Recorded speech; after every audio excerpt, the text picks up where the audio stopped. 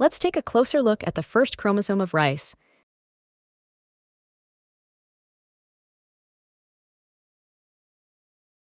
Like most maps in Persephone, this one contains multiple tracks, and each track contains a specific set of data on this map, such as its genomic sequence, annotations, markers, and so on. However, only some of the tracks are visible by default. This gray box on the left-hand side of the map is called the track panel, and the bubbles inside it represent individual tracks. Glowing yellow for the tracks that are turned on, and dark for the ones that are turned off.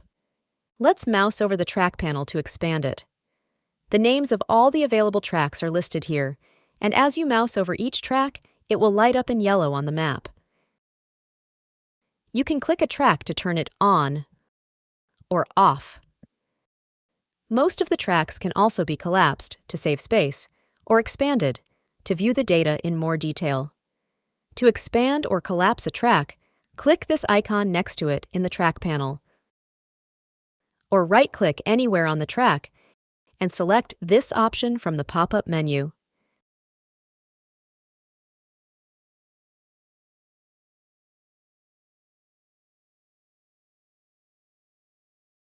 This downward-facing triangle in the track panel indicates a track group.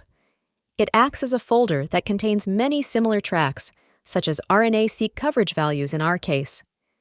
You can mouse over the track group to expand it, then click an individual track to turn it on and off as usual.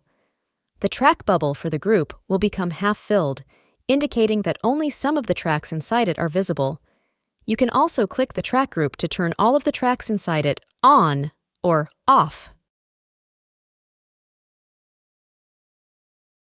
Now let's take a brief look at some of the most common tracks in Persephone. We will examine them in more detail later. At the top of every physical map, you'll find the GC content track, representing the map's sequence. When the map is zoomed out, this track displays a histogram of the map's GC content, with darker colors indicating GC-rich regions.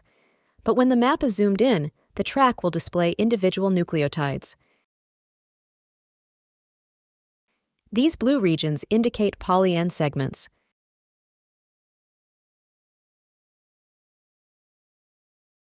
When expanded, the track will display the sequence for the opposite strand.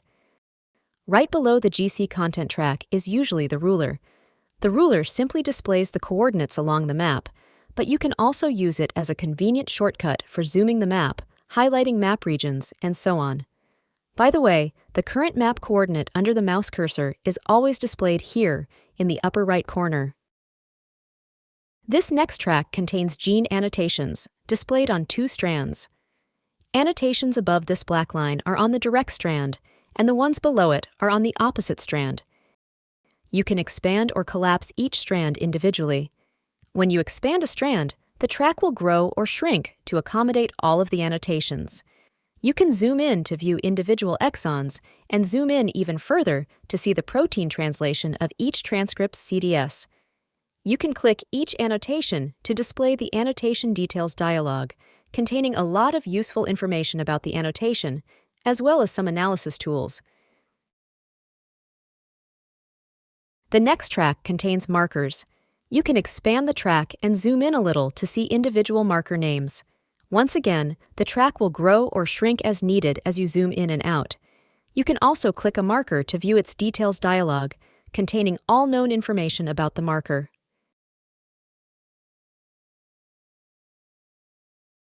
The RNA-seq track that we've opened before is a quantitative track. You can expand it to display a scale on the side. You can also grab its bottom edge with the mouse and resize it as needed. It is also possible to rearrange the order of tracks on the map. For example, the annotations on this annotation track contain some orthologs on another rice assembly. We can display the two maps side by side, but the ortholog connectors stretch across the entire map, making it look a little messy.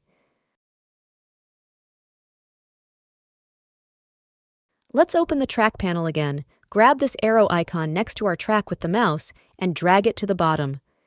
Now, the orthologs are easier to see. You can also look up additional information about the map and its tracks. Right-click anywhere on the map, and select the Map Track Details option from the pop-up menu to open the Map Details dialog. The top portion of the dialog contains map metadata, and the bottom portion lists all the tracks on the map. You can use this list to quickly turn tracks on and off and collapse or expand them.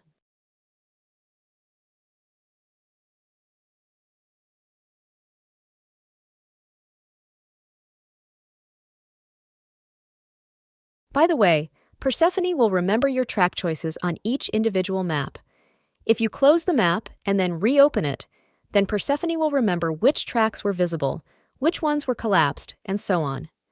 To quickly show, hide, or collapse tracks for all maps in the map set, you can right-click the map set and open the Map Set Details dialog from the pop-up menu. The track options you set here will take effect for all maps in the map set simultaneously.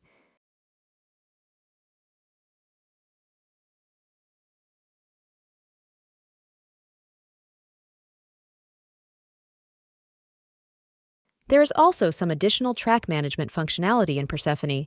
You can manage tracks for the entire system in bulk, or configure default track display modes, or alter the appearance and labels of individual tracks.